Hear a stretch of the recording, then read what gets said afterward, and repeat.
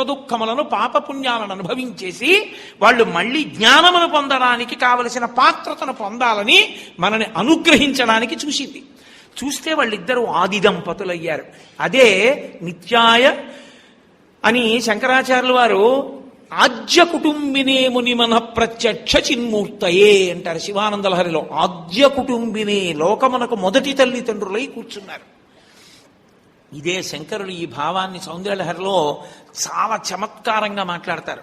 స్ఫురద్గండాభోగ ప్రతిఫలిత తాటంకయుగళం చతుశ్చక్రం మన్యే తవ ముఖమదం మన్మదరథం యమారుహ్యద్రుహ్యత్ కవనిరథమర్కేందు చరణం మహావీరోమార ప్రమదపతయే సంగీతవతే అన్నారు. మన్యే, అమ్మా నేను ఊహిస్తున్నాను అన్నారు. అమ్మవారి దగ్గరికి వెళ్ళి శంకరాచార్యుల వారు, అమ్మా నాకు అనుమానంగా ఉందమ్మా అన్నారు. ఏం అనుమానం శంకరా నీకు? అమ్మా మన్మధుడు మళ్ళీ పరమశివుడి మీదకి యుద్ధానికి వస్తున్నాడమ్మా. ఒకసారి బాణం వేస్తే కాలిపోయాడు కదా శంకరా, శంకర అంటే శంకరాచార్యుల వారిని, కాలిపోయాడు కదా, మళ్ళీ ఎలా యుద్ధానికి వస్తాడు అంటే, అమ్మా రహస్యంగా యుద్ధానికి కావలసిన సంబారాలన్నీ సమకూర్చుకుంటున్నాడమ్మా. మన్మధుడికి శత్రువు లోకంలో శివుడు ఒక్కడే, ఎందుకని ఆయన ఒకడే లొంగలేదు, మిగిలిన వాళ్ళందరూ లొంగిపోయిన వాళ్లే కాబట్టి అమ్మా ఆయనేగా శత్రువు, సంబారాలు సమకూరుస్తున్నాడమ్మా. ఏం సంబారాలు సమకూరుస్తున్నాడయా యుద్ధానికి? అమ్మా శివుడికి ఉన్నటువంటి రథం కన్నా గొప్ప రథాన్ని నిర్మాణం చేశాడు. అలాగా ఏం చేశాడు అంటే శంకరులు అన్నారు, స్ఫురద్గండాభోగ ప్రతిఫలిత తాటంకయుగళం చతుశ్చక్రం మన్యే తవముఖమిదం మన్మదరథం యమారుహ్యద్రుహ్యత్ కవనిరథమర్కేందు చరణం. శివుడికి ఉన్న రథం ఏంటమ్మా? త్రిపురాసురుల్ని గెలిచాడు, అదే పెద్ద యుద్ధం.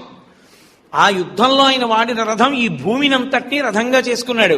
సూర్యచంద్రులు ఇద్దరినీ చక్రాలుగా చేసుకున్నాడు. అంటే 2 చక్రాలైనా శివుడి రథానికి ఉన్నాయి. మరి ఇప్పుడు మన్మధుడికి 4 చక్రాల రథం సంపాదించాడు. అంటే 2 చక్రాలు ఎక్కువ ఉన్నాయా? అబ్బో ఏమిటయో ఆ రథం అంది అమ్మవారు. ఏమిటమ్మా నీ ముఖమే. నా ముఖం ఆ రథం? అవును, నీ ముఖాన్ని రథం చేసుకుని నీ చెవి తాటంకములు 2 నీ బుగ్గల్లో ప్రతిబింబాలు పడుతుంటే ఈ 4టిని చక్రాలుగా చేసుకుని నీ ముఖాన్ని రథంగా చేసుకుని అందులో కూర్చున్నాడు. శివుడు రథం ఎక్కొచ్చాడు. ఏడ్రా మన్మధుడు యుద్ధానికి వచ్చాటన్నాడు. ఇదిగో ఇక్కడ ఉన్నానన్నాడు. శివుడు రథంలోంచి ఇలా చూశాడు. ఎదురుగుండా రథం ఎవరిది? అమ్మవారి ముఖం. చూడగానే ప్రసన్నుడైపోయి అది అక్కడ బారేసా ధనస్సు వచ్చేసాడు. ఓడిపోయాడా? అమ్మా ఈసారి శివుడు గెలుస్తాడని నమ్మకం లేదు. నీ ముఖం రథం మన్మధుడికి, కాబట్టి ఆయన యుద్ధం చేయలేడు. మన్మధుడు నీ ముఖంలో కూర్చున్నాడమ్మా. మన్యే, ఊహిస్తున్నాను తల్లి అన్నారు. అంటే శివుడు ఓడిపోతాడు అనకూడదు, అమంగళం.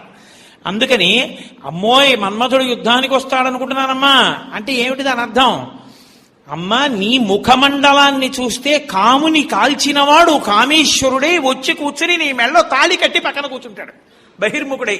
అది తల్లి కామేశబద్ధ మాంగల్య సూత్ర శోభిత కంధరా. నువ్వు అలా ఆయన్ని వశం చేసుకుని పక్కన కూర్చోబెట్టుకోకపోతే మా అందరికీ జన్మేది. జన్మ లేకపోతే మేము ఎలా కర్మ పోగొట్టుకుంటాం, పాపపుణ్యాలు ఎలా పోగొట్టుకుంటాం? ఇంతటి మహోపకారం చేసిన దానివి కదమ్మా. అందుకని అగస్త్యుడు సముద్రాన్ని తాగేసినట్టే నీ పొట్టి చూపుందే కటాక్షం. అది శివుడి వంక ఇలా చూస్తే ఆయన పరవశుడైపోయి ఆయన ధైర్యం అన్న సముద్రాన్ని నీ పొట్టి చూపన్న అగస్త్యుడు తాగేశాడు. పోయింది ధైర్యం అంతా శివుడికి, లొంగిపోయాడు. తండ్రిగా కూర్చోబెట్టేశావు మా అందరికీ, అఖిలాండేశ్వరి వెయ్యవు. పరమశివుడికి శివకామ సుందరి వెయ్యవు. ఇది ఆ మూకశంకరుల అన్వయం. అందుకనమ్మా బయట అగస్త్యుడు ఎంత గొప్పవాడో నీ పొట్టి చూపు అంత గొప్పది, నీ కటాక్షం అంత గొప్పది. కటాక్షమన్న మాట వాడకుండా శ్లోకం చేశారు. అగస్త్యుడితో పోలిక వేస్తూ దాని వలన మనం తెలుసుకోవలసి ఉంటుంది, ఓహో ఇంత గొప్పగా కటాక్ష వర్ణనం చేస్తున్నారు మూకశంకరులు అని. కాబట్టి మాహాత్మ్య అని మొదలు పెడతారంటే, అమ్మా నీ చూపు యొక్క వైభవమును వర్ణించగలిగిన వాడు లేడు తల్లి.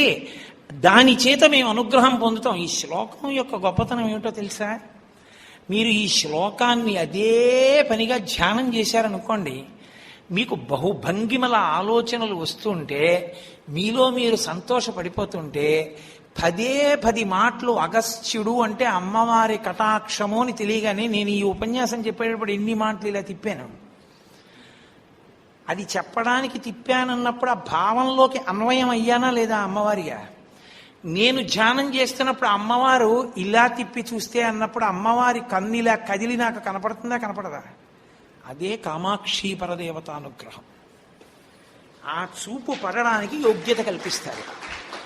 అది ఏ కారణం చేత అయితేనే, ఊహ చేత నీ మీద పడిన ఉత్తర క్షణాల్లో దాని ప్రయోజనం పొందావు. ఇప్పుడు తెలియదు అదేమిటో.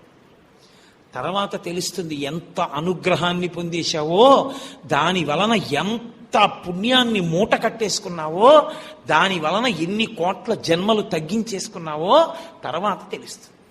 తెలిసిన నాడు అబ్బా మూక సంచశతిలో ఒక్క శ్లోకం కాకుండా 500 చదివిస్తే ఎంత బాగుండురా అనిపిస్తుంది.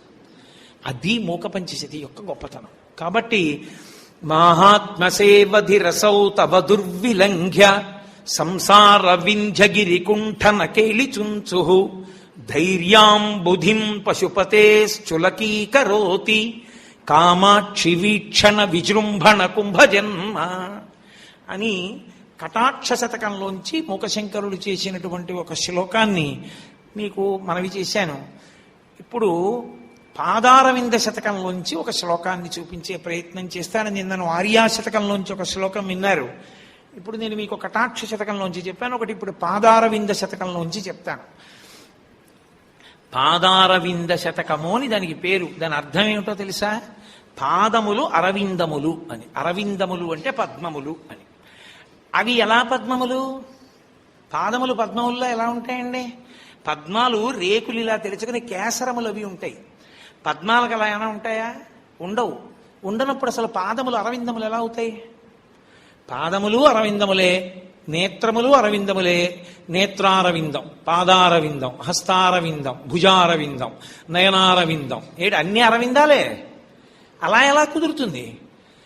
అవి ఎందుకు అరవిందమైందంటే, మీరు మీ పంచేంద్రియములు మనస్సు అనబడేటటువంటి ఆరిటిని కలిపి 9గా మార్చుకుని, సంస్కృతంలో 9కి షట్పది అని పేరు.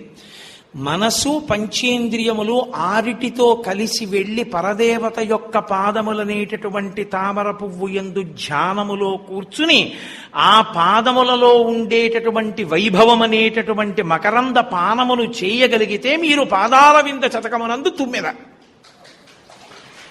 కానప్పుడది పాదారవింద శతకముగా మీకు అన్వయం కాదు. అంటే మీరు అంత ధ్యాననిష్టతో ఆ శ్లోకం చదవమని.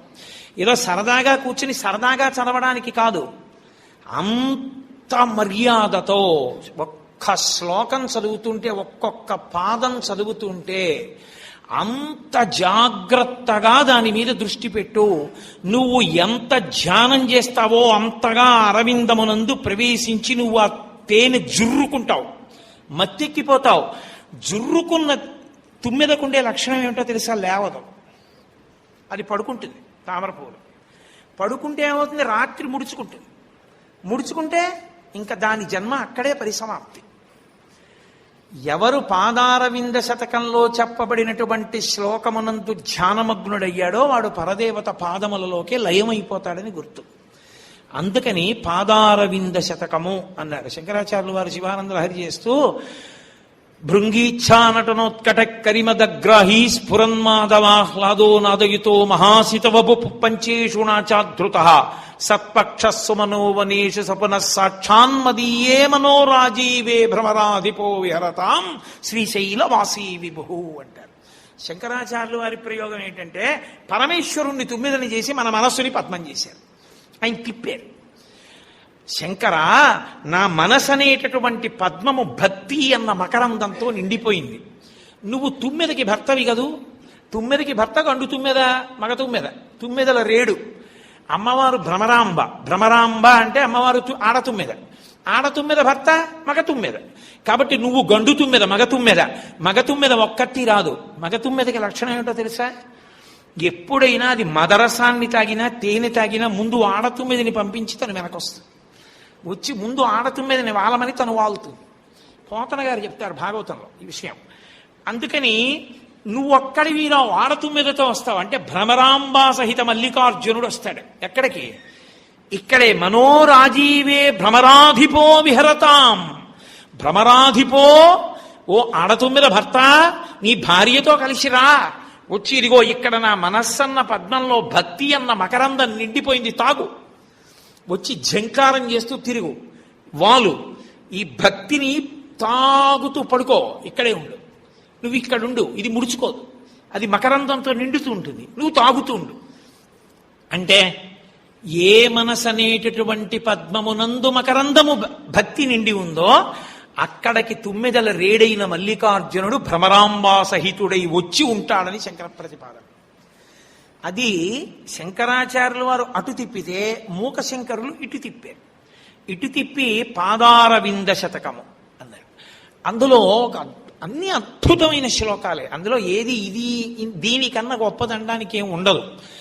ఏదో నా సంతోషానికి నేను అలా అండం అంతే. అందులో ఆయన అంటారు, అమ్మా సదా స్వాదుంకారం విషయలహరీ శాలికణికాం సమాస్వాద్యశ్రాంతం హృదయశుకపోతం జననిమే కృపాజాలే ఫాలేక్షణ మహిషి కామాక్షిరభసా గృహీత్వా రుంధీదా చరణయుగళీ పంజరపుటే అంటారు.